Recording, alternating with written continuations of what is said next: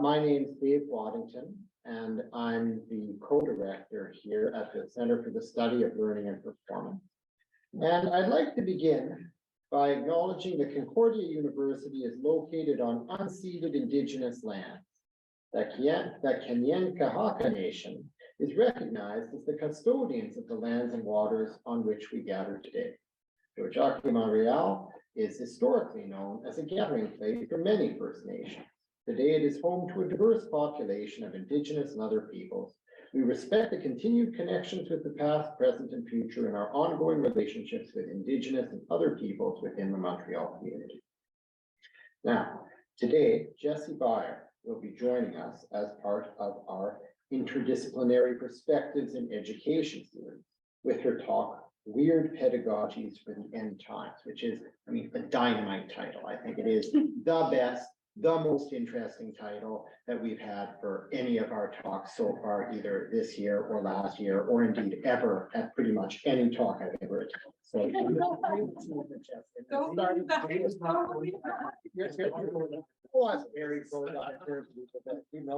but still, nonetheless, it's a great title, and I'm really looking forward to it. Jessie is a Horizon postdoc fellow here at Concordia, and she is also co-editor of A Human Pedagogy, Multidisciplinary Perspectives for Education in the Anthropocene, published by Palgrave Macmillan, and it's my great delight to welcome her here today. Thank you, everybody. Thanks to everybody on Zoom. Okay, let's just get set up here. So we're doing a bit of a hybrid thing. Hi, Zoom friends. Nice to see you. Thanks for coming. Hi, in-person people. I'm going to speak kind of using this camera, and then I'm going to share some slides. Just so everyone online knows, we have a kind of technology set up here for you to hear and see things within the room, which we can open up for questions later if we want. And yeah, is there any other business, David, for in terms of kind of the flow of things today, or that I want to let people know about? Or I think that the talk's going to last about 45 minutes, as I recall there, Jessie, and then we'll have basically question time for another 45 minutes or so. So hopefully we'll have lots of time for a good chit chat. Yeah, so feel free to jot down questions, thoughts, concerns, and hopefully we can have a convo about it in a little bit. Sweet. Okay, so thank you to everybody for coming to the CSLP, and David and Zaina and everyone who helped to organize the speaker series. I'm super excited and grateful to share some of my research with you all today, specifically my speculative work on what I call a weird pedagogy, which I developed in my PhD and I'm currently working on as a book. And so the talk today will include excerpts from that forthcoming project, but woven together specifically for this time, this space, just for you.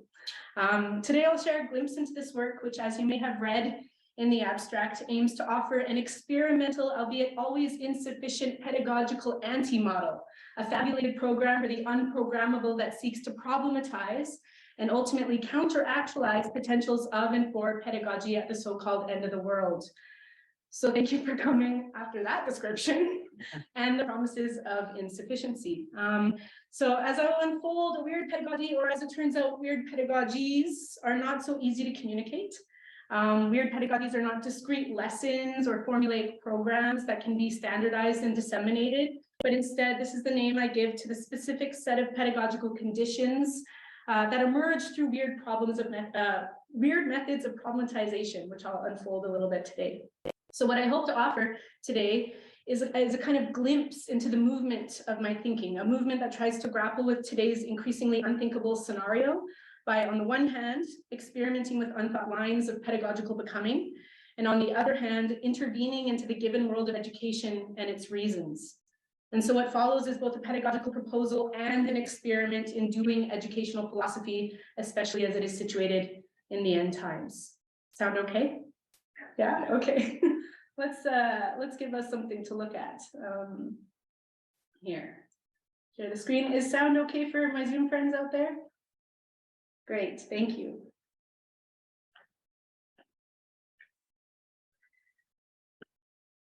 Okay.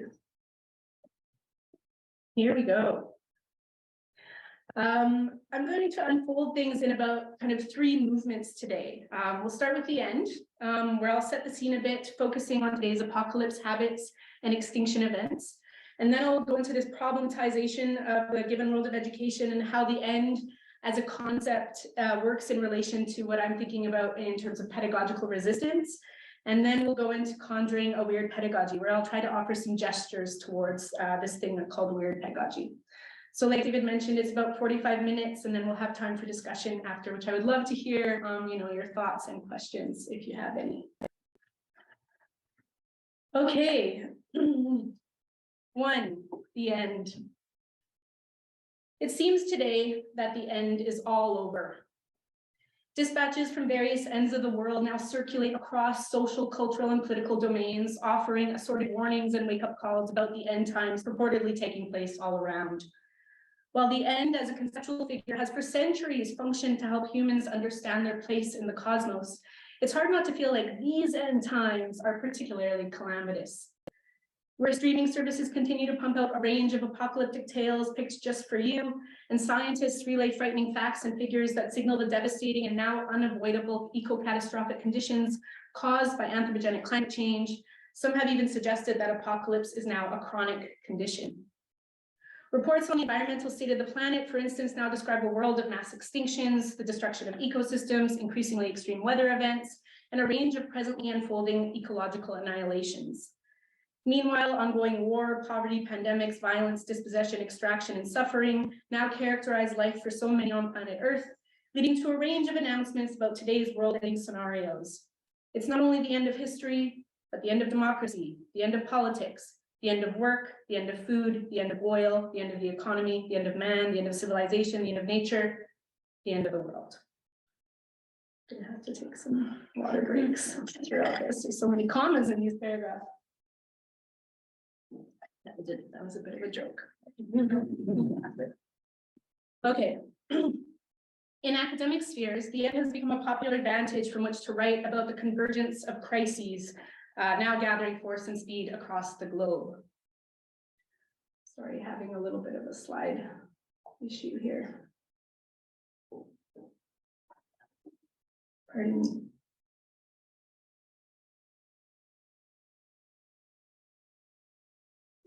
Yay.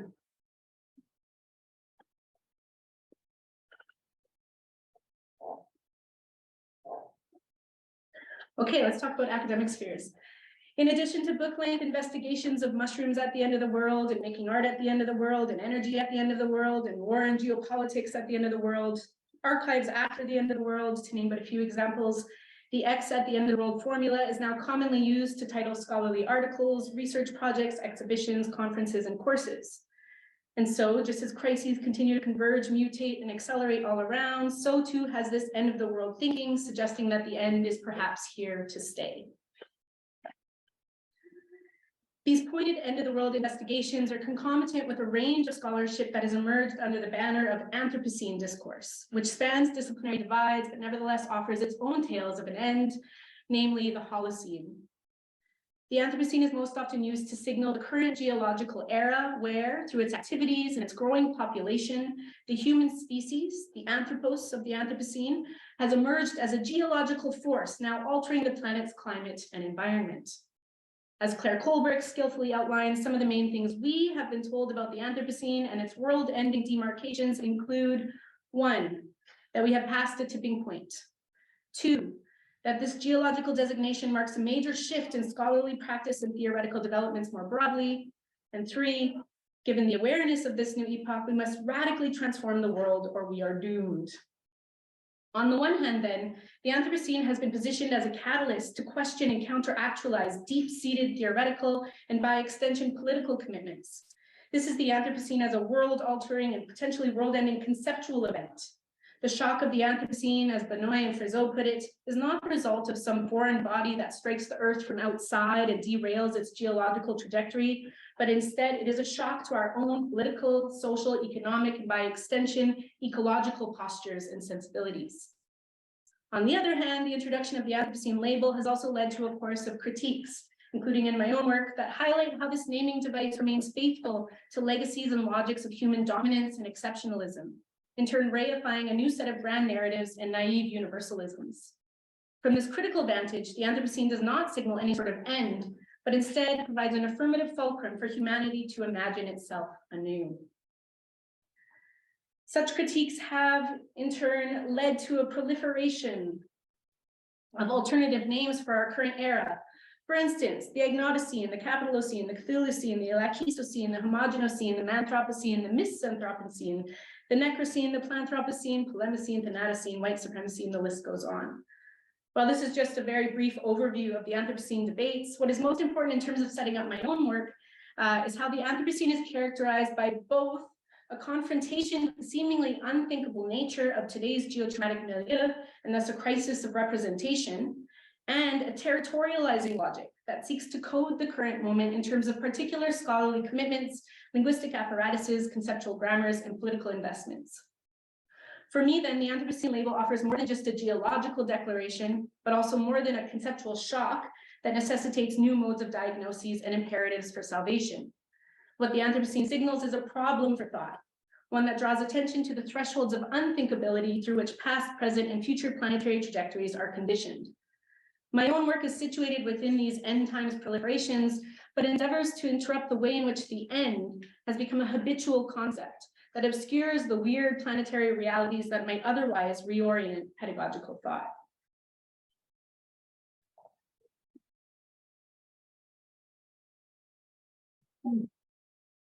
Just spilled water all over my face. Great, okay. Weird realities. Such realities have been exemplified often in disastrous ways by the most recent and still unfolding global crisis, the COVID-19 pandemic.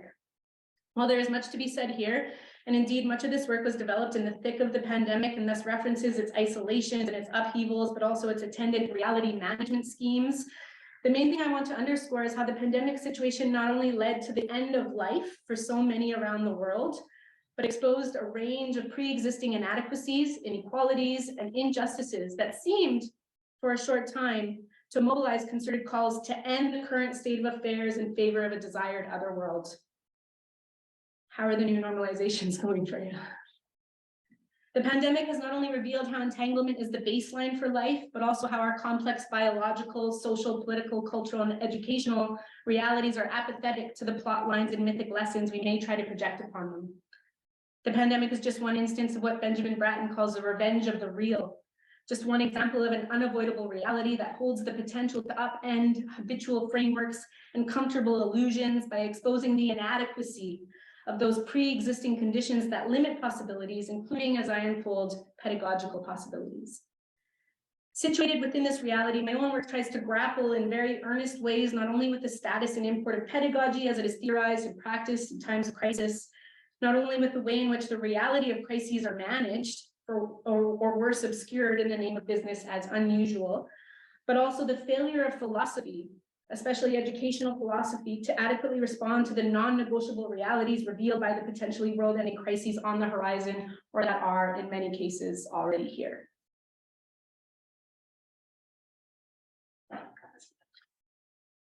It is important to remember, of course, that the end, as in the end of the world, is not new. Indeed, every age is characterized by its own apocalypse habits, which manifest in a wider matrix of unconscious tendencies that come to shape finalist thinking. Today's apocalypse habits, for instance, show up in a seemingly endless array of contemporary film and television portrayals of the end times, be it fungal visions of The Last of Us, or Worlds After Tomorrow, or Children of Men, or any of the marvelous representations of avenging thanatic power and overcoming death. I'll wait for the laugh. Sorry. Today's apocalyptic contagion has also spread to new spheres with reports of, for instance, the coming insect apocalypse and related ecological Armageddon, circulating alongside a series of hot takes and bitter laments about ongoing retail apocalypses, job apocalypses, wildfire smoke apocalypses, and in light of COVID-19 stay-at-home apocalypses. We also saw the blockbuster apocalypse there. Today's apocalypticism, characterized by varied ends that arrive not with a bang, but through a series of baited tweets, algorithmic preferences, and spurious conflations, not only draw attention to the physical facts of a planet on the brink of eco-catastrophe, but also how apocalypse is going mainstream. This mainstreaming, or what I call apocalypse banality, is, however, not just an expression of anxiety or fear about the state of the planet, or about social breakdown, or even about our own death, be it individual or at a species level, but instead signals a domestication of the apocalyptic, wherein the end is deployed as a productive catalyst for relaunching and affirming an undoubtedly positive time to come. With this in mind, today's apocalypse finality brings forth a very different vector of signification for statements like the end is all over, one that does not signal any sort of actual end, but instead signals the end of endings, the end of finitude and finality, a never-ending end. After all, many of today's end-of-the-world narratives depict the end as nothing more than the upheaval of dominant social orders and privileged modes of living, in turn disappearing the various ends of worlds that have been necessitated by, for instance, the relentless projects, progressive colonial petrocapitalism, and its ecocidal drive for expansion. As Catherine Newsoff writes, while today's apocalypticism might seem to offer a dystopic future that laments the end of the world, imperialism and ongoing settler colonialisms have been ending worlds for as long as they have been in existence. And so, while it may now be commonplace to suggest that it is easier to imagine the end of the world than it is to imagine the end of something like capitalism, Jameson's cute phrase reflects the broader assumption that the end of the world is merely the end of affluent capitalism and the civilized dreams of progressive futurity on which it relies. Where the world at the end of the world is most often subtended by a unified, albeit insufficient expression of humanity, notions of life and thus non-life are correlated to a singular figure, anthropos, a figure that now undergirds both the world and its apparent endings. The end of the world as a concept follows in a long line of thinking wherein the human is not only defined in relation or non-relation to non-human bodies or dominant social structures, but in relation to its own non-being. As Colbert puts it, anthropos has always been defined by existential threats, that he is set apart from all life in the world by his existential fragility, by the always present possibility that he may not be. As such, the all too human world that is bound up with the end of the world does not just work to overcode conceptions of life and reinforce violent hierarchizations, but once again offers a mode for humanity to find itself anew.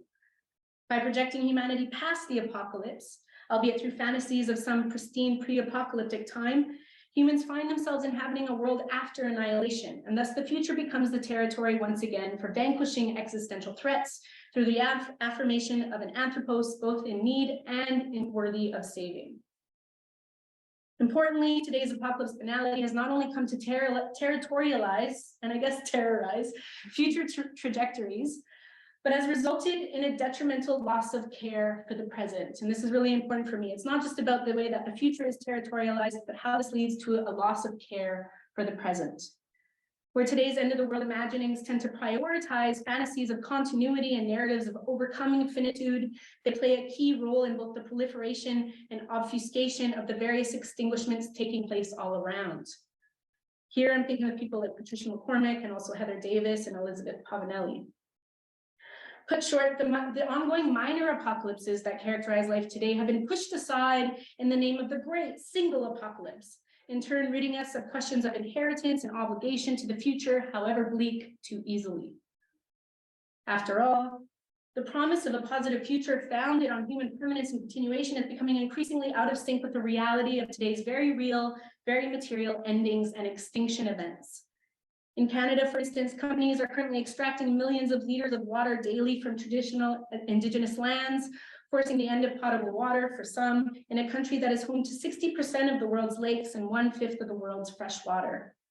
This disastrous, albeit preventable, scarcity situation comes alongside the ongoing dispossession of Indigenous land more generally via the extractive projects of colonial petrocapitalism, which are continuing to decimate cultural traditions and ancestral knowledge through the physical, not to mention violent removal of people from the land. This ongoing land grab is concomitant with the expansion of global agricultural practices that continue to ravage farmlands and disrupt crop cycles, leading to global starvation crises, unprecedented climate migrations, and the end of food. The end of water and the end of food, in turn, have contributed to rising carbon emissions, which alongside historical wildfires have led to a literally suffocating situation and the end of breathable air. These material upheavals are intimately involved in today's mass extinction events, or what scientists have termed the sixth mass extinction. While species extinction now occurs at 1,000 times the background rate, with literally dozens of species going extinct every day, we have entered a new era of biological annihilation. Despite continued efforts to separate and manage nature and culture as distinct categories, warnings of the sixth mass extinction, say that 6 times. These warnings highlight the undeniable fact that humans and their very co-constitution rely on a range of plants, animals, and microorganisms to maintain a livable climate for us. As such, today's mass extinction events mark the end of the Sumatran rhino, the Spix macaw, and the Catarina putfish, while also bringing forth the unthinkable realization that there will be, perhaps sooner than later, not merely a speculative imagination of a time without humans, but an actual experience of ending. Today's era of extinction also involves a range of social breakdowns, psychological degradations, and mental health crises that mark their own series of extinction events. As Guattari asserted over 30 years ago in his prescient essay, The Three Ecologies, I recommend it if you haven't read it, the catastrophic effects of anthropogenic climate change are not only characterized by environmental breakdown, but also a broader erosion of social and mental ecologies. Academia is undergoing its own extinction events, not only due to the financial gutting of public universities, ongoing attacks on intellectualism, she said smartly, and the weaponization of austerity measures that have, among other things, bred all sorts of inter and intrapersonal antagonisms, but due to a range of philosophical exhaustions and conceptual extinctions that have come to limit possibilities for academic inquiry. With these extinction events in mind, one of the central wagers that I have is that the unprecedented ecological, social, and philosophical conditions that characterize existence today should not be treated as catalysts for relaunching and redeeming humanity and its education, but instead should be grounds for its conceptual and material overturning.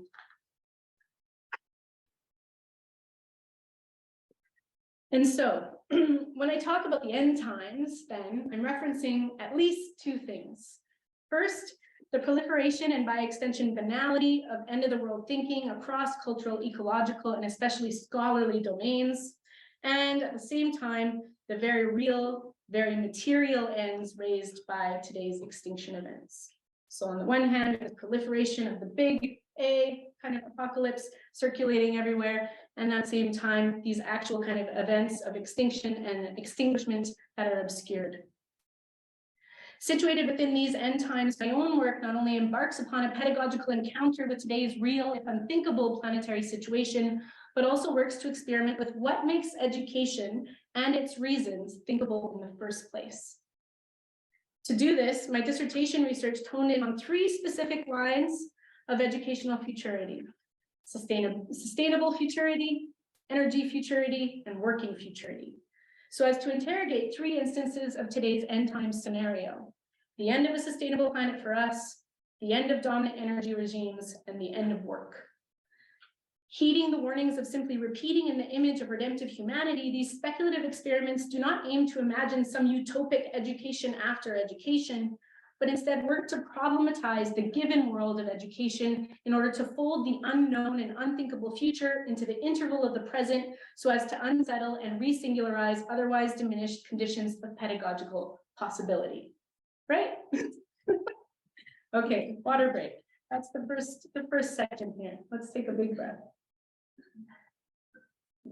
I didn't spill it all over mine. Okay. Part 2. Let's get into some more educational examples here by problematizing the given world of education. Is everyone in Zoom land doing okay out there? Have you fallen asleep? You okay? Okay. This project starts from the wager that today's end time scenario offers a site to grapple with the very way in which we have come to think about the world, including the world of education and thus its end. The ecological conditions that have led to the 6th mass extinction, for instance, not only draw attention to how nature-culture distinctions are themselves illusory if powerful fictions, but also how the world is not given to or for us and is thus not ours to save.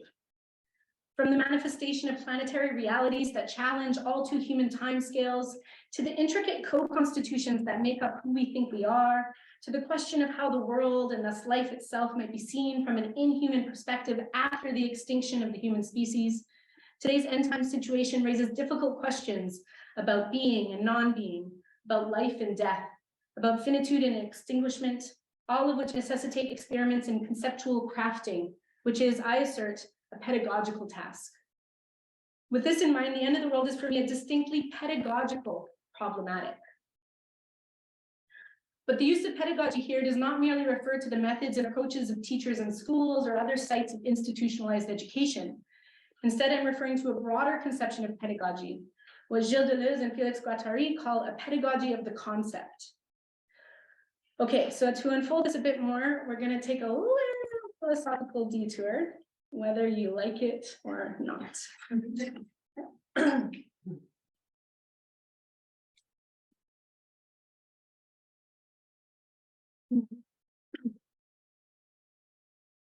As developed in their last work together, What is Philosophy? A pedagogy of the concept frames conceptual creation as an experimental and problematizing act that holds the capacity to orient possibilities for thinking or not.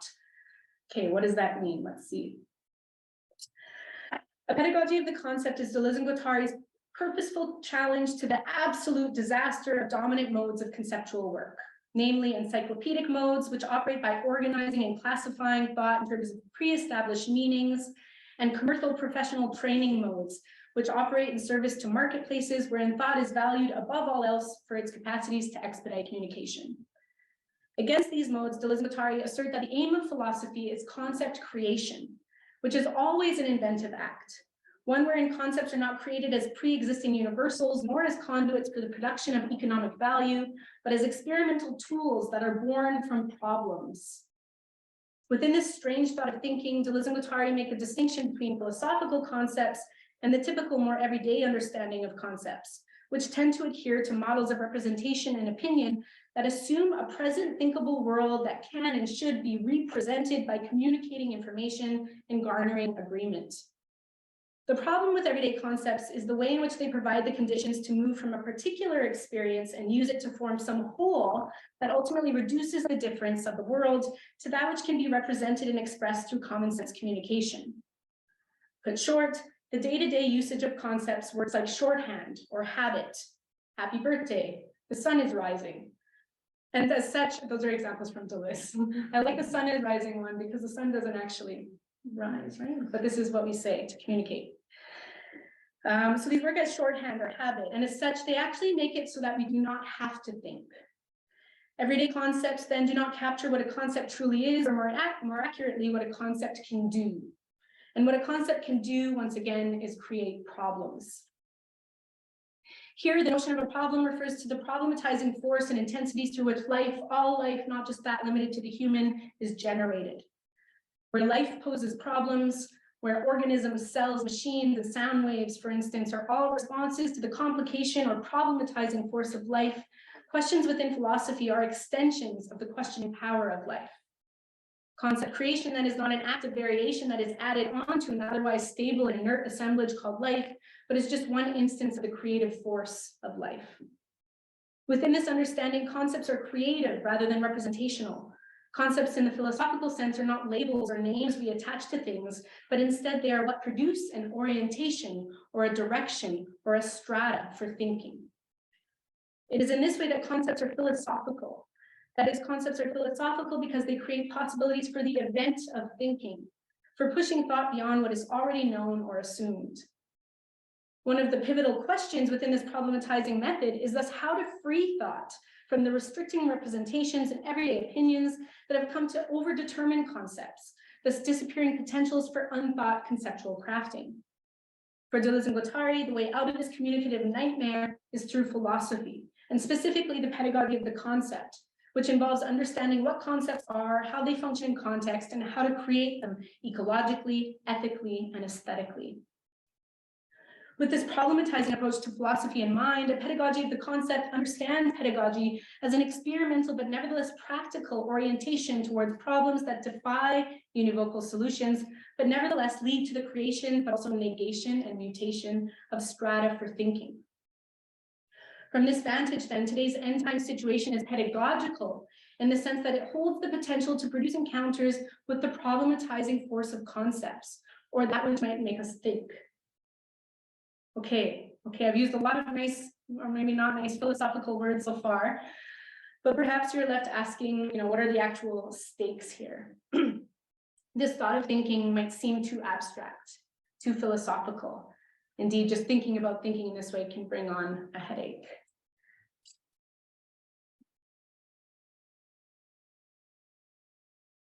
But this too is part of the problematic I am interested in. That is, how to enact pedagogical resistance given current exhaustions and extinctions. One approach, I wager, is to resituate thinking itself as a practical matter of undoing the complex set of illusions through which we give structure and purpose to our lives, for better or worse. This is especially necessary within educational domains. After all, today's educational apparatus, or what I call the industry of education, is not interested in a pedagogy of concepts or that which might produce new directions for thinking. Instead, this industry is invested in the business of restricting thinking to orientations forever tied to the maintenance and perpetuation of education's givenness to a positive future for us, or what I call an education after education.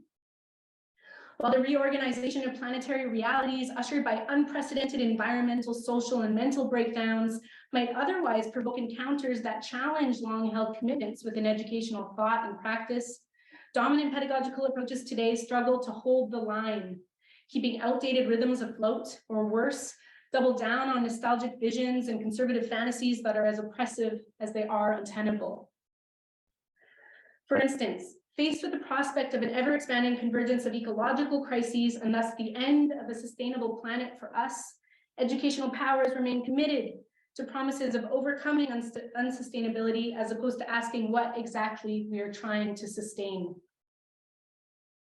Likewise, the potential ends foretold by today's energy crises have been thwarted within educational domains by the smoothing grammars of transition, energy transition, which through initiatives such as energy literacy claim to mitigate volatility and securitize the future through energetic investments forever tied to education's financial instrumentalization.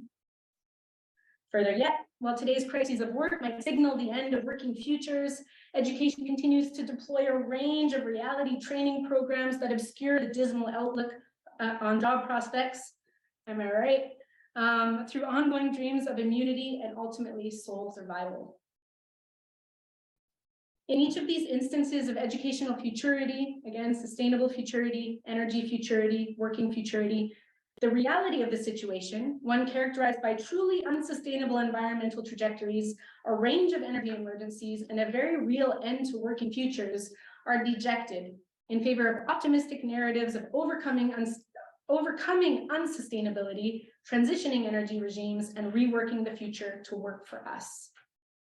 Following a conventional wisdom about the givenness of education to positive transformation, these future trajectories, which form the basis of my own investigations, demonstrate how the end is positioned as a problem that can and should be overcome through the solution of education, thus minimizing the way in which educational thinking and practice is itself implicated in how the world and thus its end is conceived in the first place. This non-confrontation with the challenges of encroaching global crises is not just the product of denial or a will for ignorance, but instead symptomatic of education's givenness to particular industry standardizations. The industry of education is the name I give to the systematized organization of education, including both sites for the production of educational theory, such as educational philosophy and research, and educational practices. For instance, that's what happens in schools and universities, but also within curriculum and policy development. Undergirding this industry is a set of industry standards, namely an economizing logic, unfettered dreams of progressive transformation, and the unquestioned pedagogical orientation towards becoming forever human, all of which contribute to the projection of an education after education, and thus the narrowing of pedagogical possibility. To further unfold this, let's take a quick tour of the industry of education. I'm so shaky. Okay, first off, ready? The economization of pedagogy. In its most basic sense, my use of industry references the way in which education has become infiltrated by what Mark Fisher calls a standardized business ontology, one that subsumes the problematizing force of pedagogy under market pressures and financial logic. Within this standardized takeover, the very concept of what is called education has itself become equated with production of goods and services that can be recuperated within broader economic organizations. Examples of this economization abound. Faced with the pressing issues of ecological unsustainability, for instance, education is often nominated as a key site to develop more sustainable approaches, ones wherein the problem of unsustainability can and will be overcome through better environmental management strategies, training for green jobs, and the innovation of more responsible, more environmentally friendly technological interventions. This is exemplified through global initiatives such as Education for Sustainable Development, or ESD, which not only works to marry two highly desired but contested goals, that of development and conservation, but does so through the reinforcement of an anthropocentric stance, wherein nature is only valuable and thus worth sustaining if and when it serves economic ends.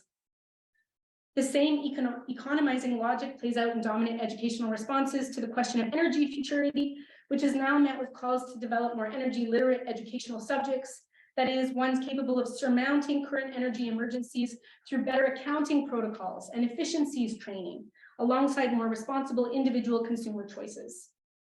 In yet another example, the industry of education's economizing imperatives have come to define educational responses to today's crises of work.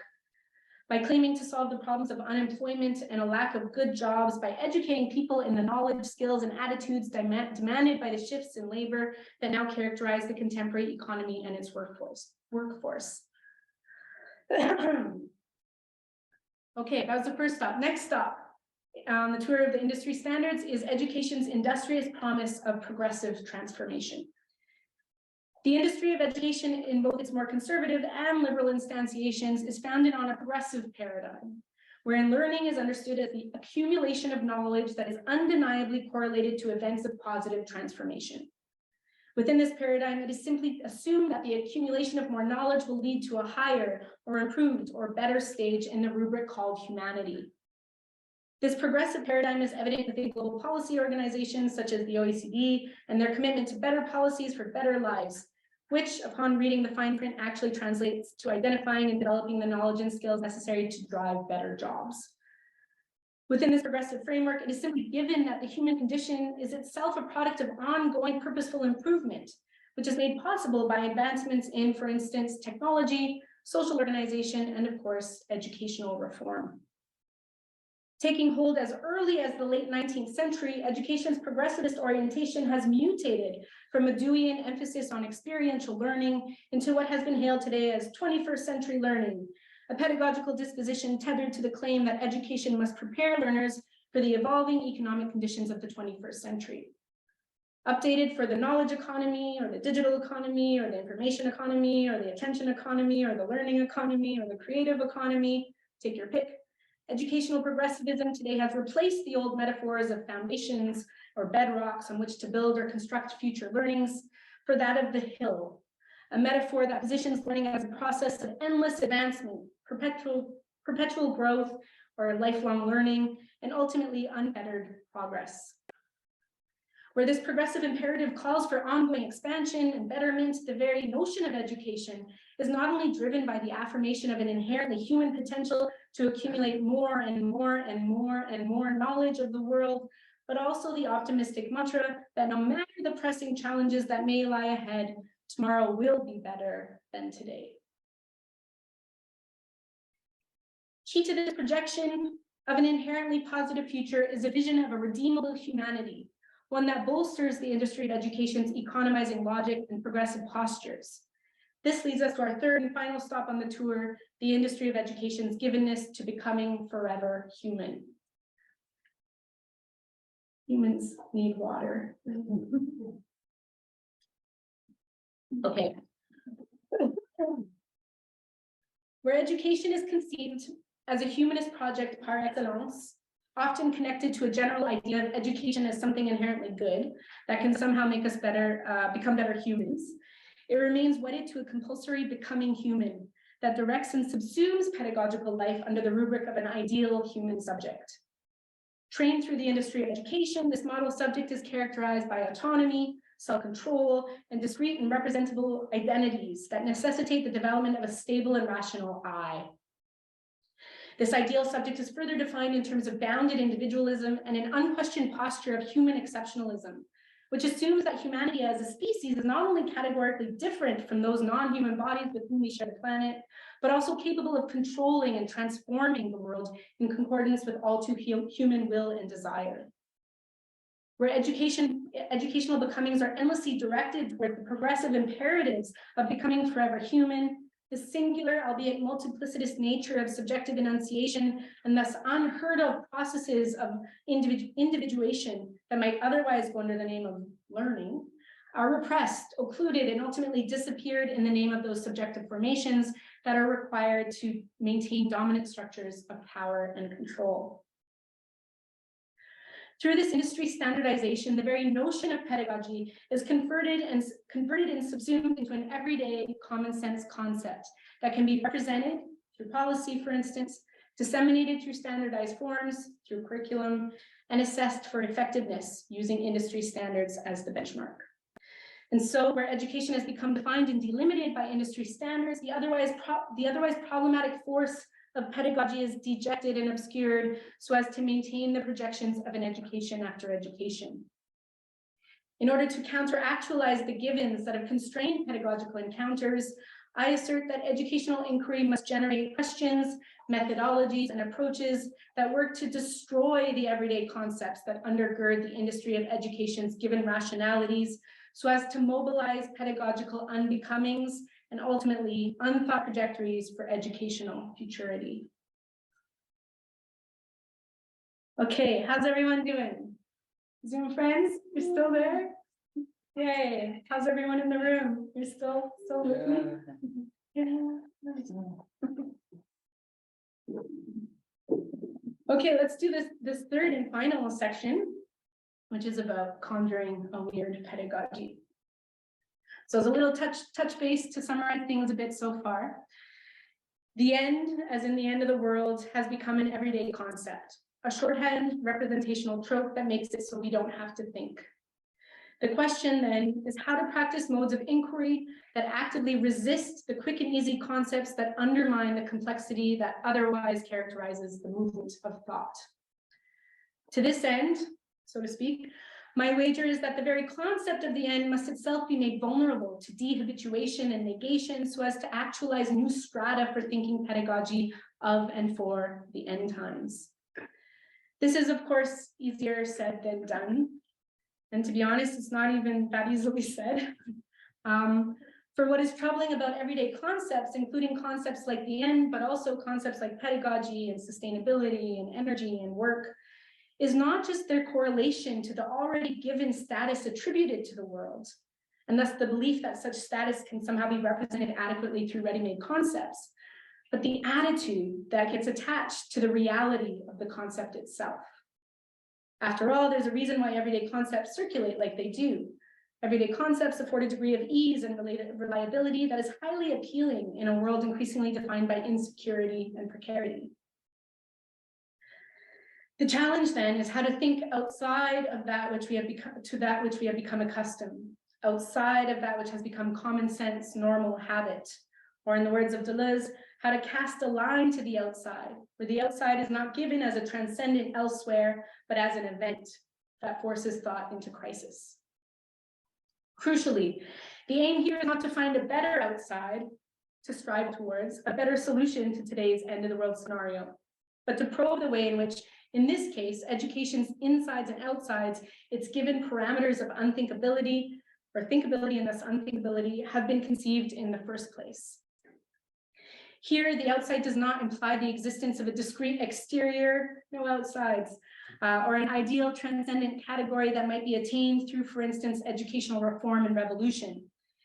Instead, and following Deleuze again, the outside refers to the processual folding and unfolding or deterritorialization of inside forces that nevertheless constitute a perceived outside.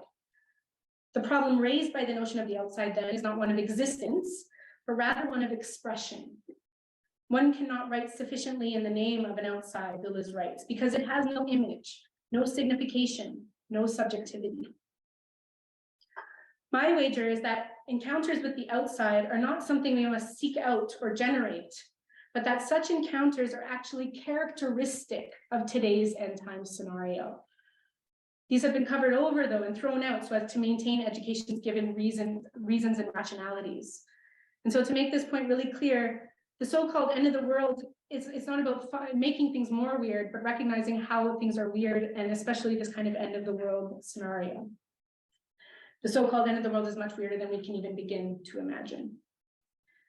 With this in mind, and returning back to the given world of education and its industry standards, the task of casting a line to the outside does not involve the fine-tuning or amelioration of predetermined concepts and methods, but instead involves active experimentation with weird modes of concept creation. This weird mode involves, in the first instance, encounters with that which is strange to thought. And in the second instance, the actualization of weird, always speculative, but also literal expressions of virtual possibilities that transform the very field of the thinkable. In my own work, this weird mode is enacted through a transversal style, one that involves the purposeful mixing of heterogeneous and partial signs and territories, as well as divergent, even alien disciplinary examples that aim to disarticulate education's givenness, so as to produce anomalous and often temporary connections and universes of value. In the case of my 3 studies of educational futurity, sustainable futurity, energy futurity, working futurity, I take up this transversal style by bringing today's unthinkable pedagogical problematics in contact with examples and theories drawn from the apparent outside of educational research and practice. In the first study, for instance, the problem of sustainable futures is put in contact with the computational imaging of a black hole so as to develop a weird pedagogy of endurance, or what I call black hole sustainability. Bringing together educational literature on sustainability and planetary stewardship with concepts from diverse fields ranging from astrophysics to computational theory to philosophical pessimism, this speculative study of sustaining the end of the world works towards upending the salvation narratives and resituating sustainability in relation to horizonless futures. In short, black hole sustainability actively works against the imperative that education can and should be forever oriented towards a good future for us by forwarding a concept of sustainability that involves an encounter with the self-annihilating potentials, but also the over-determining tendencies and micro-fascist traps that exist in any process of pedagogical unbecoming. In the second study, the problem of energy futures is made to encounter the strange logic of speculative finance, so as to negate energetic speculation via what I call energy immediacy, or a weird pedagogy of exhaustion that signals the end of possibility and thus the realization of impossibility made possible when concepts no longer cohere.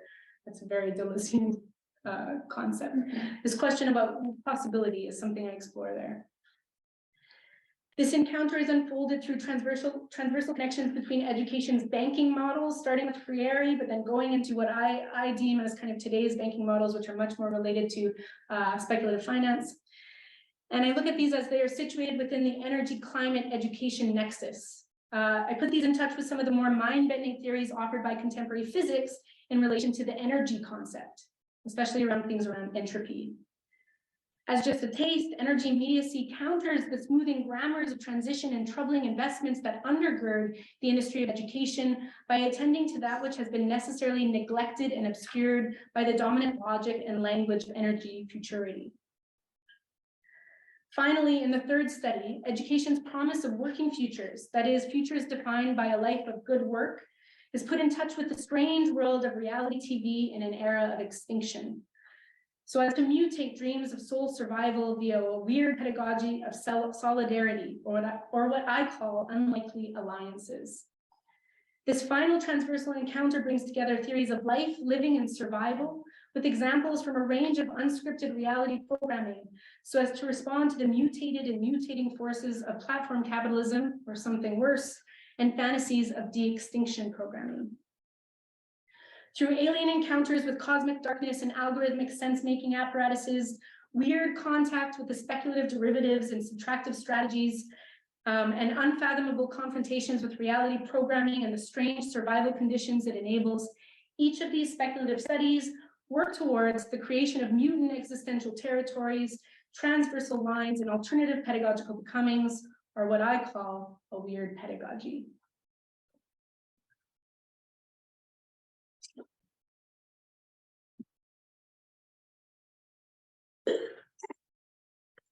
Okay. First and foremost, weird pedagogy references the event of thought itself, which is not something we do, but instead something that happens to us from without. Where, following Deleuze and Guattari, thinking unfolds from encounters with what is not thinking's own, there is a strange necessity to thinking, one that nevertheless lies beyond individual agency or personal choice. Importantly, weird pedagogy is not a metaphor. It is not an ideal representation or predetermined proposal of and for pedagogy at the end of the world, but instead refers to the imminent pedagogical conditions that emerge when thought is put in contact with its perceived outside. A weird pedagogy works to purposefully subtract from the metaphors, representations, and everyday opinions that have come to undergird education's industry standards, be it metaphors of sustainability, energy, or work. The sense of the weird I draw upon here is developed in relation to several theoretical lineages. I won't go into all the details, but I look to queer theory and speculative developments in weird life, to literary analysis of the new weird and conceptualizations of the weird and eerie as modes of perception linked to the metaphysical scandal of capital. But generally, I'm looking at the way in which the weird refers to the deterritorializing process of weird outsides folding in. Following people like Mark Fisher, I understand the weird as a particular kind of perturbation, a sensation of wrongness, wherein a phenomenon such as eco-catastrophe is so strange that it makes us feel as though it should not exist, or at least not exist here. Yet, if it is here, if things are indeed weirder than we can imagine, then the conceptual schema and cognitive apparatuses we have up until now used to make sense of the world are shown to be deficient. As such, it is not so much that the weird thing is out of place or wrong, but rather it is our conceptions that must be inadequate. Weird pedagogy involves strange, sometimes counterintuitive, but always pragmatic modes of concept creation that opt for negation, destruction, subtraction, and unbecoming. The thrust of weird pedagogy, then, is to release the indiscernible and undifferentiated potentials for thinking that have become overcoded through common sense perceptions and everyday opinions, so as to articulate a very different register for pedagogical thought. A weird pedagogy turns away from the goals of better representing and communicating modes of pedagogical resistance and turns toward the goal of problematizing pedagogy through the creation of concepts that might make us think. Well, thus far I've referred to a weird pedagogy, thus implying a singular pedagogical orientation. A weird pedagogy is not one universal proposition of and for pedagogical resistance, transformation. Instead, it is a call for the germination of multiple heterogeneous vectors for pedagogical experimentation, a call for weird pedagogies. In my own investigations of pedagogy at the end of the world, I have unfolded just a few examples very briefly, each of which emerges from the specific way in which pedagogical resistance is itself problematized by casting a line to the outside. Whereas my experiments in resituating sustainability and its education gave way to a black hole sustainability, one aimed at enduring, becoming imperceptible, my experiments in negating energetic speculation created the conditions for energy immediacy, a becoming with energy that frustrates common sense metaphors and smoothing transition grammars. And in my experiments in mutating soul survival in light of today's crises of work, I proposed the weird, non-working pedagogical practice of creating unlikely alliances aimed at countering education's de-extinction programming and its immunity idolization. And this is just the beginning, or rather the project of weird pedagogy is a work in progress. In addition to the strange pedagogical experiments I developed through my dissertation, I've also been working with pals and colleagues, many of whom who are here today on Zoom as well, to fabulate weird pedagogies that deploy, for instance, black box epistemologies, non-philosophical mycopoiesis, and sonic speculations at the brink of hope. Each of these weird pedagogical experiments are not represented as ready-made responses to problems raised by today's end-time scenario. The project of weird pedagogy is instead an invitation, one that calls for the ongoing germination of alien encounters, transversal speculations, and strange solidarities that hold the potential to raise unthought pedagogical stakes and lines of inquiry. The task of developing a weird pedagogy is in this way not just aimed at subverting normative organizations in favor of weirder alternatives, but instead the task is to bring about the infoldings of seemingly outside forces so as to render sensible a weirdness that is capable of annihilating those modes of thinking that have produced the pedagogical foreclosures we are living out today. Thank you very much.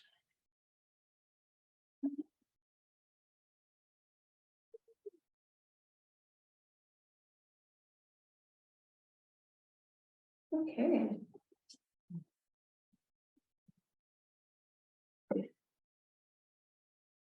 Take a second here to gather ourselves.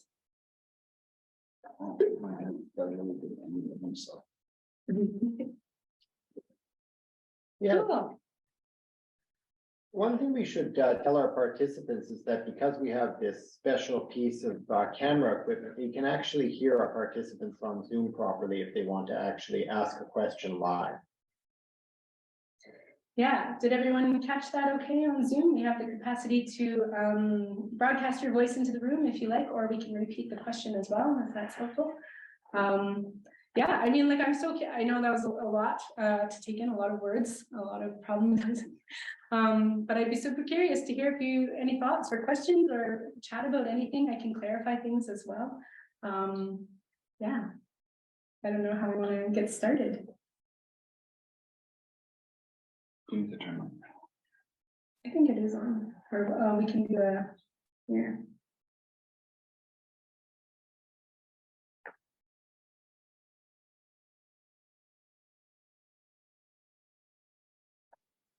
Ta-da. So, okay. Yeah, please, David. I'll start by breaking ice, I guess, and asking you a question, Jessie. I guess, you know, I find this idea of weird pedagogy interesting. I guess I just wonder, and I'm sure you talk about this in your book, like, how do they work? I mean, I guess the idea is to just disrupt the like tyranny of everydayness and kind of break over to this outside. So how would it work? Like, let's say this idea of using reality TV to kind of create weirdness and disrupt the sort of, you know, educational futurity of work. Like, when the rubber hits the road, like, what do you guys, I mean, what do you guys, what do you do? What do you do to kind of create this really interesting disruption? Yeah, good question. Did everyone catch that okay on Zoom? Just checking the volume's okay.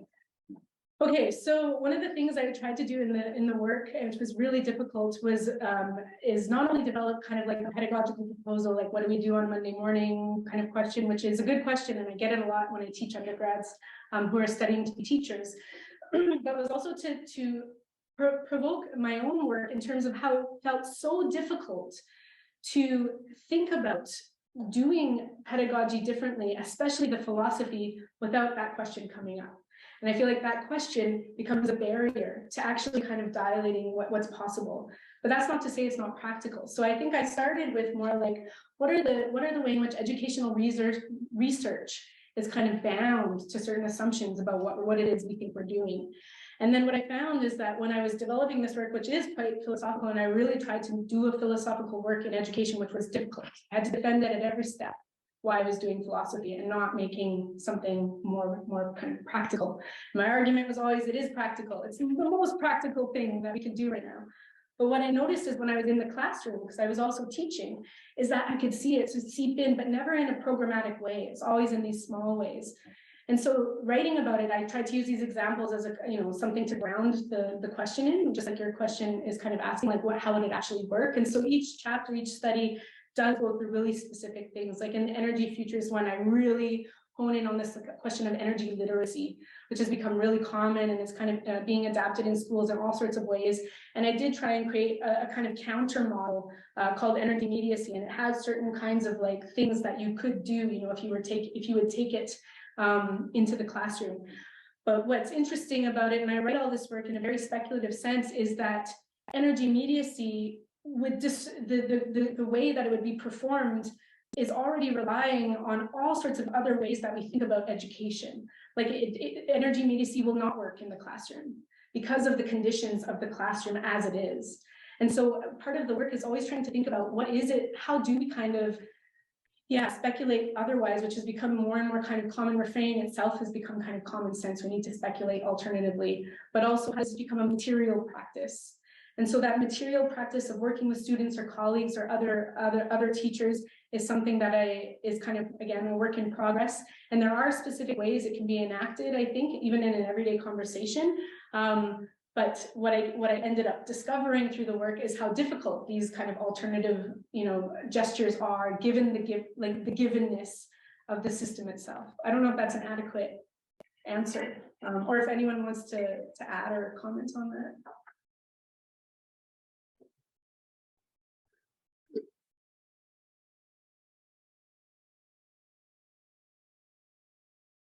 I get to ask this question all the time. Yeah, please, thank you. Thank you for this. I have two interrelated questions.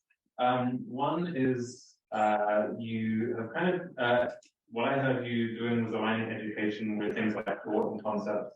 I'm interested in how education might relate to other kind of Deleuzian, Guattarian concepts like affect and sensation. What role do affect and sensation have in pedagogy?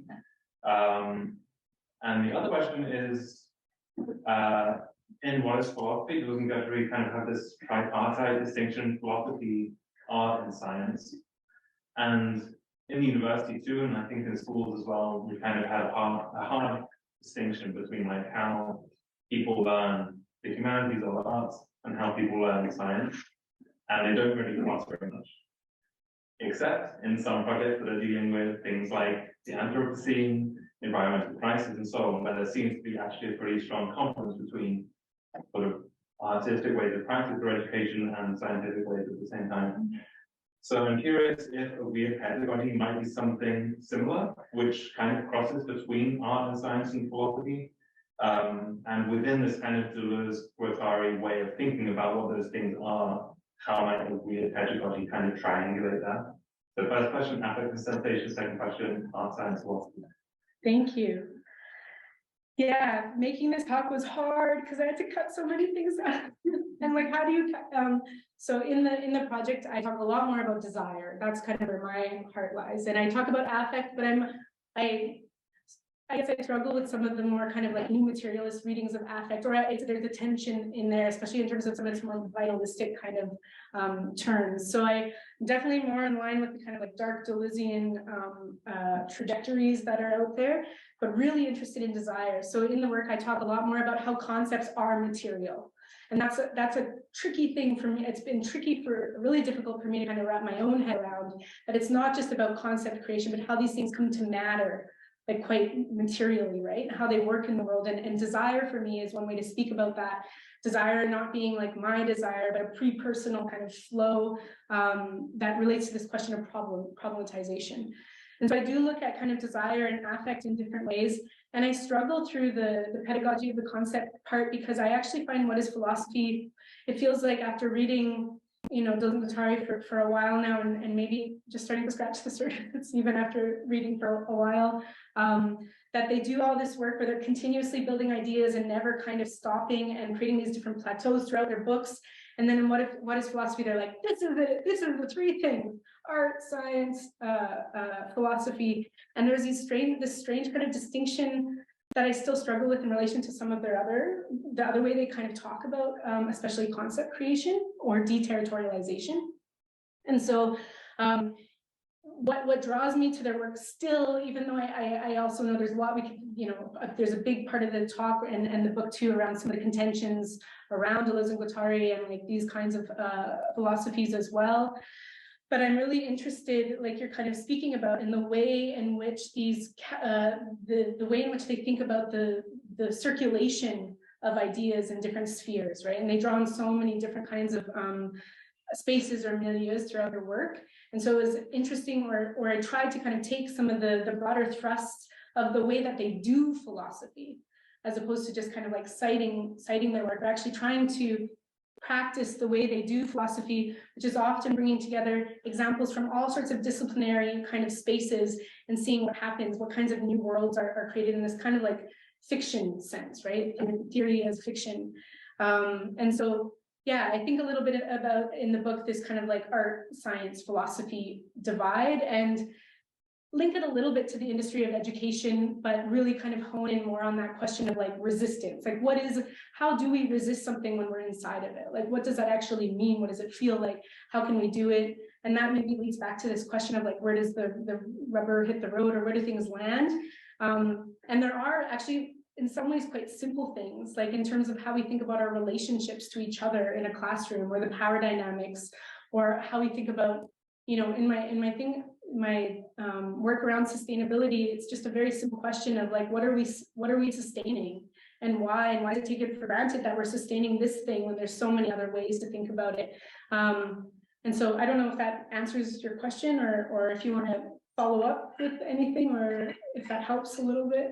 No, that's great. I mean, just a quick follow-up is, I guess, like the word weird, or the concept of weird, is that something you think primarily in terms of something like cognitive dissonance, or is it also a kind of feeling, a kind of affect? For me, it's kind of both. Yeah, it's definitely an affect, and that's why, again, there's a big, I do a lot of kind of theoretical work where I'm borrowing and distinguishing also something like weird pedagogy from like queer pedagogy, right? And drawing upon different kind of lineages, but also recognizing some of the ways in which the weird, especially the old weird, like Lovecraftian weird, is, you know, has its problems, its own kind of xenophobias and these kinds of things. And that's why I'm interested in the question of the outside and the weird, because I think it speaks to the kind of like strange ecological situation, but also, as Fisher talks about, the kind of the strangeness of capitalism, right? And then also these kind of like the psychic kind of weirdness that I draw upon Deleuze and Guattari to think about thinking, right? So the weird helped, and the different people I'm reading kind of helped me get into that almost like three registers, as Guattari kind of puts it, like this environmental realm, the kind of social political realm, and the kind of mental psychological realm. And it does something very different than these other kinds of things that I'm really also aligned with, right?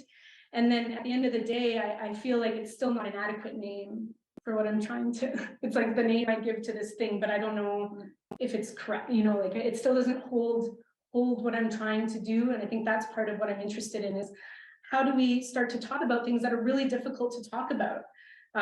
Not just because they're hard to think about, but effectively, right? And this stuff is heavy, right? Well, for me at least, and for students, I know, which is a really big kind of catalyst for this work. Thank you.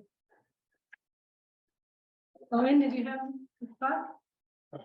Well, I'm sure, again, I'll try to be brief. You kind of answered it in many ways already, and the question is not very well formulated. It's something I was thinking while listening to you talk. I would like to hear you talk a little bit more about the relationship between thinking and making, whether it's for you or for the or whatever. Because again, in listening to you now, I feel like it's the acts of thought themselves that are of significance in terms of the weirdness, and yet, whether it's the economic kind of structure of education or whatever, we focus on the product, the outcome, what's generated. And I know in our work together, there's so much happening at the same time between making and thinking. I just wanted to hear, like, yeah, is it enough for your pedagogical moment to kind of be limited to thought? What's the relationship to the material? Totally, yeah. And I mean, that's another good, I feel like your question to start, David, is so perfect, because it is the kind of crux of it. Like, what does philosophy do, right? And so I can give like 1,000 instances of what it does, right? Like in terms of working with colleagues on the projects that we work on here. There's so much that happens in the moment of collaborating, for instance, or making something together. And maybe we can call it weird, but maybe we can just also call it like what happens relationally between people when they're kind of speculating on something. And then the part about the industry of education is how that kind of process, this pedagogy, what I think of as pedagogy of concepts, has to become communicable in more than one sense of the word, right? Like I have to be able to communicate it, and it has to spread. And I think those are the assumptions that I'm very interested in kind of playing with. Like, what happens if something is not communicable, if we can't collect it, if we can't capture it, and therefore we can't disseminate it? Does it still have value? Or how does it change how we understand value? And I think that's the problem I'm interested in, because at the same time, I want to be able to communicate, and I want things that I make, for instance, to perhaps go into the world in some way. But I don't know if it's as straightforward as some of the kind of like dominant ways we've come to think about that in terms of like academic kind of inquiry. And what I think I'm especially interested in is I think a lot of like I sometimes feel like, I don't know if you feel, if this resonated with you, like if you feel these things in your own work as a student, as a teacher, I find that it's very difficult to talk about these things and kind of like break the fourth wall, so to speak, right? To actually admit what's happening in a situation, because we're all, there's kind of like public secrets that we have to keep, you know, in terms of what's normal, what's necessary. And as a teacher, I struggle with that because I also want to be accountable to my students and like set them up for success and to be in the world and do these things.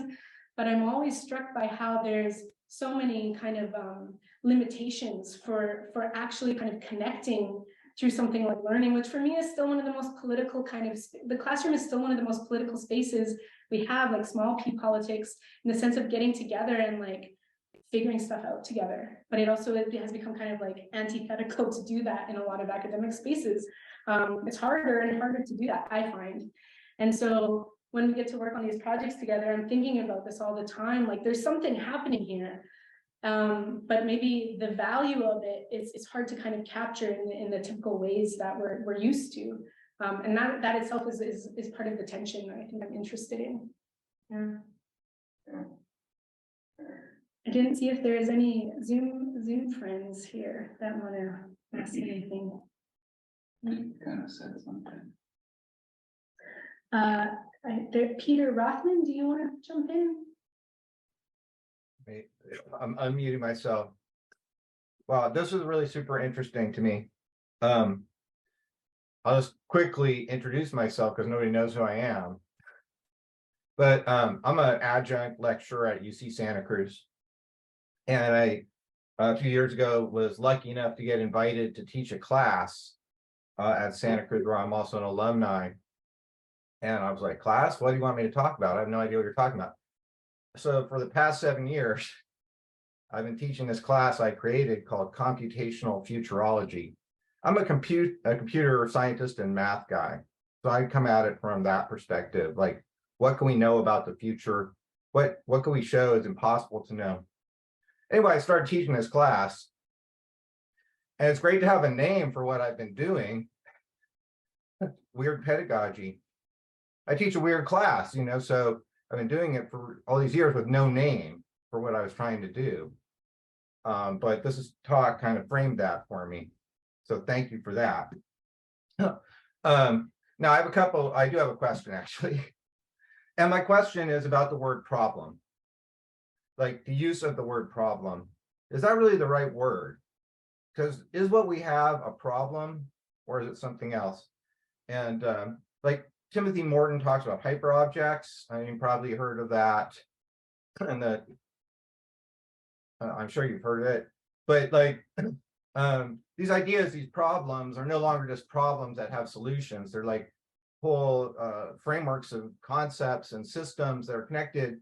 And there's not really a solution per se, like in a game like chess. I play chess and there's a move that's the best possible move. But the problems we face, there's that word problem, they don't really work like that. So what's going on? I just started reading this book, which is totally outside my envelope, At Work in the Ruins. I've been heads down doing my own thing from a computer math perspective for 6 years. And this year, earlier last year, actually, I decided I better pop my head up and learn some different perspectives, you know, like, and find some other people that were thinking the same things I'm thinking, like yourself. And this guy, Dugald Hine, also I found. But here he references somebody else who let me see if I can read this. Maybe I can find it. Yeah, John Michael Greer made the distinction between a problem and a predicament. A problem has a solution. You can fix it and it goes away, leaving the situation much as it was beforehand. A predicament has no solution. It is something you have to live with. You can do a better or worse job of living with it, but you cannot make it go away. So, like, that was really kind of a profound thing for me to personally read, like, because I'm a computer guy, everything's like an algorithm that solves a problem. That's what we spend our whole lives doing. And well, a number of years ago, I got wind of this idea that not all problems have solutions. And forgetting predicaments, but actually real algorithmically constructed problems, not all of them have solutions, right? So that's my question. What are we really dealing with? Is it a problem, the problematics, right? I think that was the term you used, or is it a predicament? And what's the right term to use? That's my question. Thank you. Thank you so much. Your question shows, again, I think my interest in the kind of way in which concepts become shorthand, and how often our language, it's very difficult to decide on agreed upon language, right, around these things, because you're getting at a similar thing that I'm interested in. In this specific work, I do draw upon the work of Deleuze and Guattari, who identify problematics in a really specific way, and there's a whole kind of way to draw upon like a certain mathematics behind it in terms of like problematics. But one of the things that I think through and really sticks with me is something they kind of think of through, and that is that how problems are created often through the solutions we give them, or the idea of like, we don't yet know what a problem is until we've kind of solved it, and how the solution actually kind of retroactively assumes a problem. So I write about this a lot in the sustainability kind of space. It's like, if the solution is overcoming sustainability, then the problem is just this one of kind of like a technical fix, right? Or a technical, a question of repair. Whereas I think that so I think there's this like really dynamic and important kind of relationship between problems and solutions that itself is like something I'm interested in interrogating.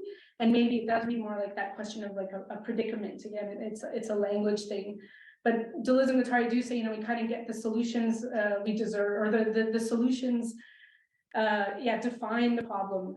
And so I think even that formulation of problem and solution educationally is something I'm interested in. Like, how does education frame the solution to today's end times scenario? And often the solution is more education. But education already has certain kind of givens within it that reproduce the problem. This is exactly what I'm trying to get at. So if we're within a system that is actively kind of reproducing a certain mode of being in the world, and we're saying that the solution to that thing that's happening is more education, then we're just actually reproducing the same kind of problematic. If that makes sense. So this is kind of what I try and get at. And then through examples like the question of sustainability, where it kind of relates to where you're talking about, look at this computational imaging of a black hole. I was really interested in that example because for me, it shows the way in which something like a black hole can be imaged, but already through all of these images that already exist in the world. So the solution of imaging a black hole is drawing upon an already existing database of images. So that there's this kind of like circular process of representing something that is very difficult to kind of actually represent, like a black hole. That's a lot going on there, but thank you so much for your question. Yeah, any other questions in the room right now?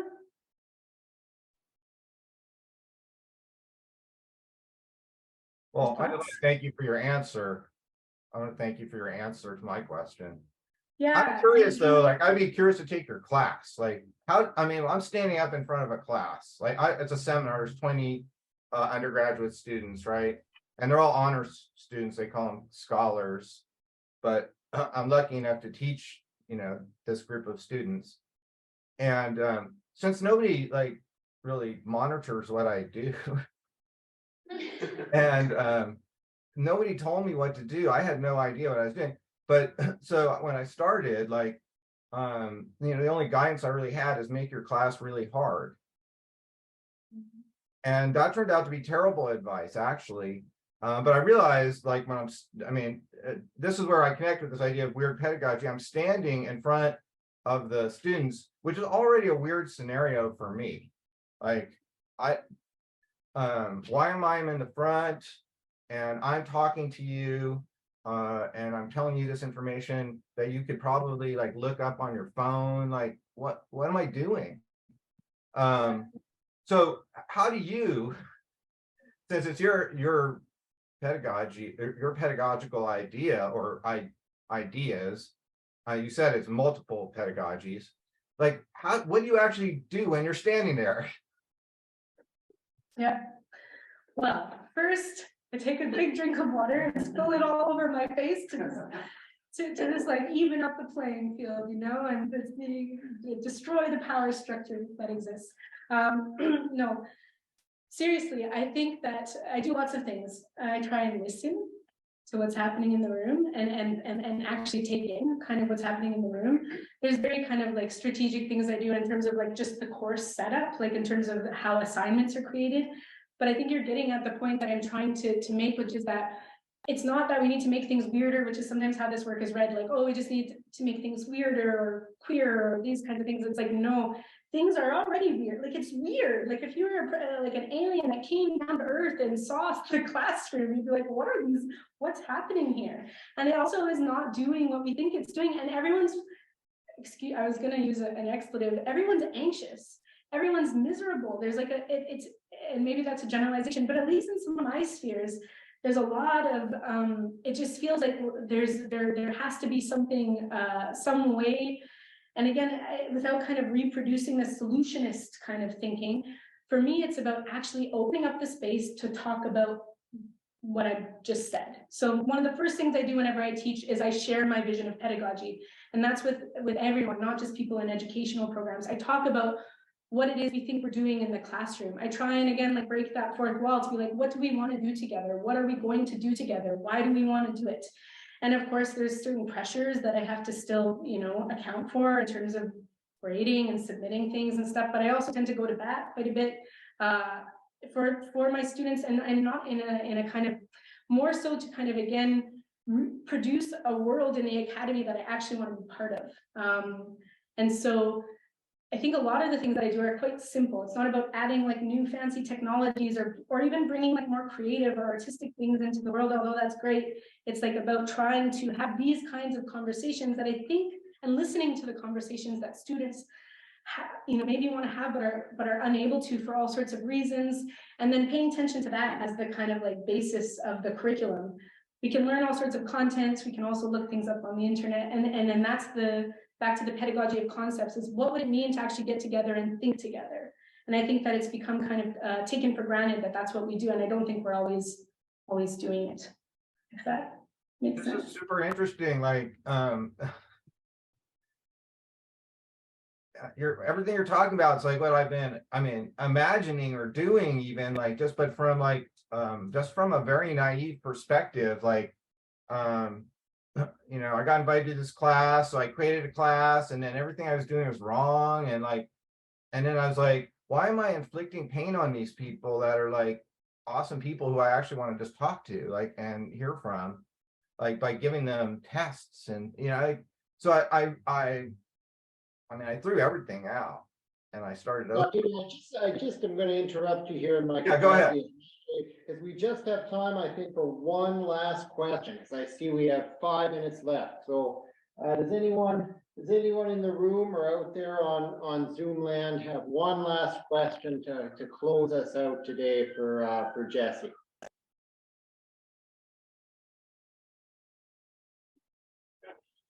Yeah, go ahead with that.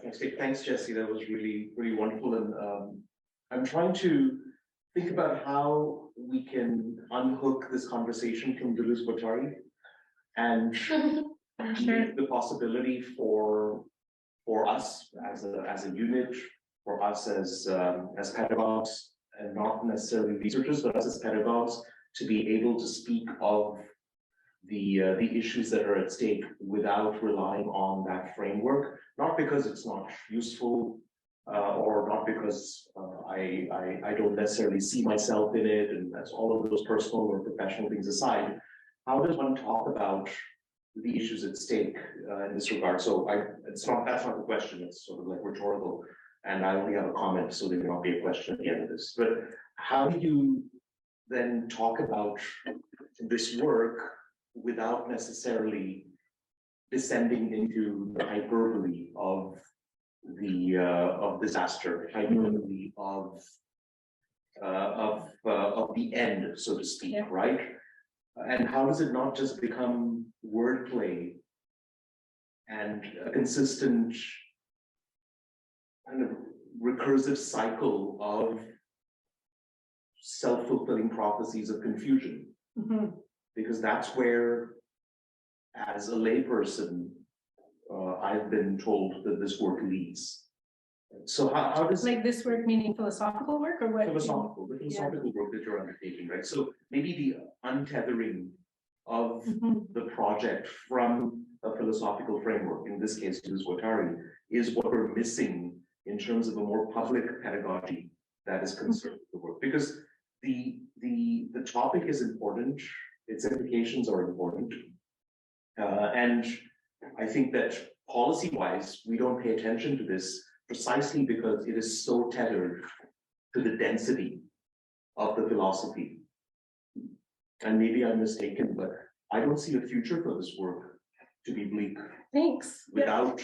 without pulling it away from the philosophical framework. This is, I've worked myself, this is a great question to end on because it speaks to so many things. So first, because I know what you're asking and I feel like we're aligned.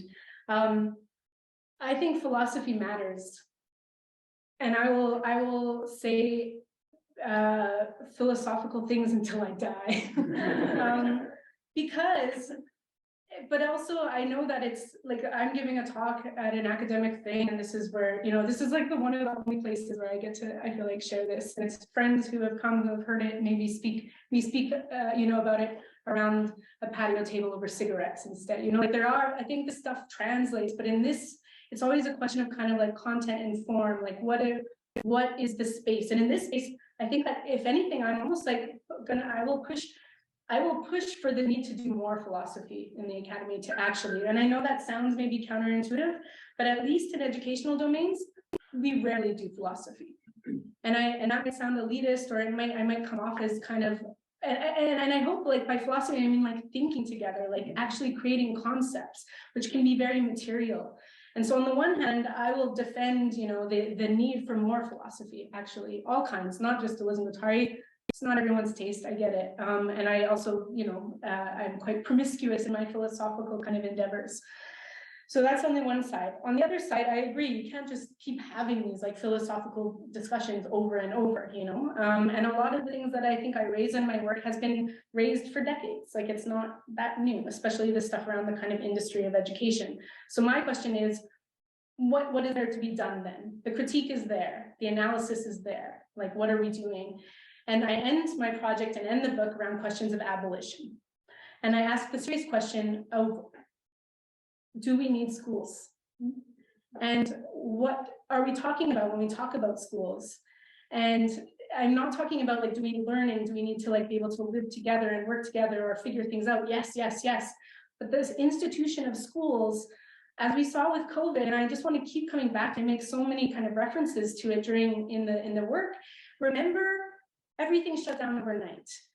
Everything changed overnight. And for so long, we've been told we can't do that. We can't change things this fast. We can't do this. And we saw what can happen globally overnight.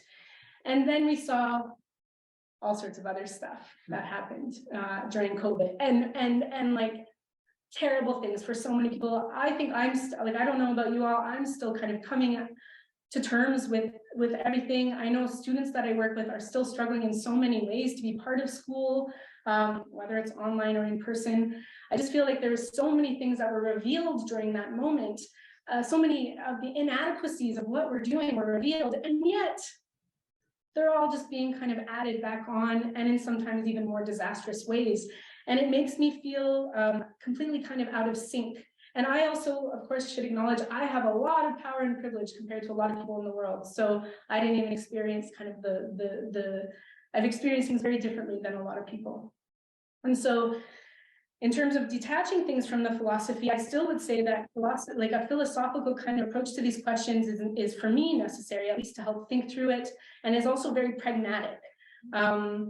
But at the same time, I think we have to start doing things differently. And for me, that happens in like small ways, not in these big kinds of ways. It happens in the projects that I'm on, where, including the things we do together, where dissent is necessary and welcome, where we actually take on questions and have difficult questions around some of the tensions that are happening in the academy, and do it in a way where we're able to disagree, but also kind of like build these unlikely alliances, these solidarities around things that we might not around things like work, around things like energy and sustainability. These are things that affect everybody.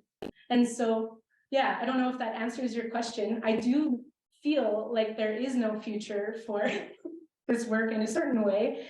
And it specifically kind of works at not working well within the system. The point of it is that it doesn't work within the current system.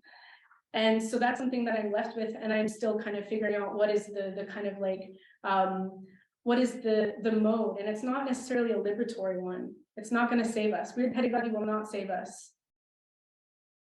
Well, on that hopeful note, let's, with that lovely defense of philosophy, let's give Jessie a round of applause.